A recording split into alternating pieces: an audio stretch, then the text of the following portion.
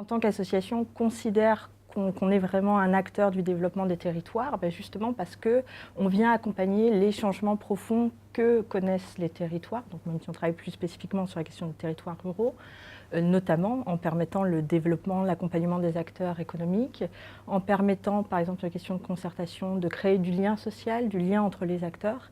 Et donc c'est par l'activité et en replaçant en fait l'humain au cœur du territoire qu'on pense que notre rôle est incontournable pour le développement des territoires.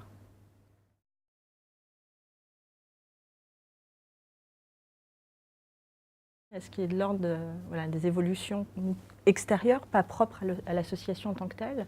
Donc c'est le contexte de décentralisation, c'est par exemple l'évolution des modalités de partenariat avec les pouvoirs publics. Et notamment, ça implique en particulier davantage d'être de bons gestionnaires, de se professionnaliser. C'est aussi un besoin pour les salariés et administrateurs d'être amenés à gérer des aspects administratifs un peu plus lourds. Et puis il y a de l'ordre, de manière des éléments plus internes. Par exemple, on constate une évolution des formes d'engagement.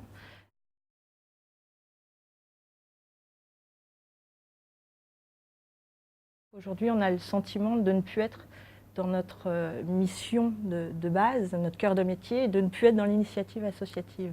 Parce donc les modalités actuelles font qu'on est davantage dans la commande publique que dans la subvention.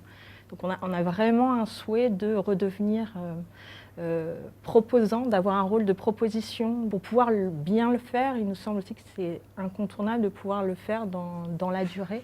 C'est-à-dire de ne pas être dans des soutiens au coup par coup sur des petits projets, mais bien avoir le temps de pouvoir tester des projets pour apporter de vraies réponses innovantes aux nouveaux enjeux qui traversent les territoires.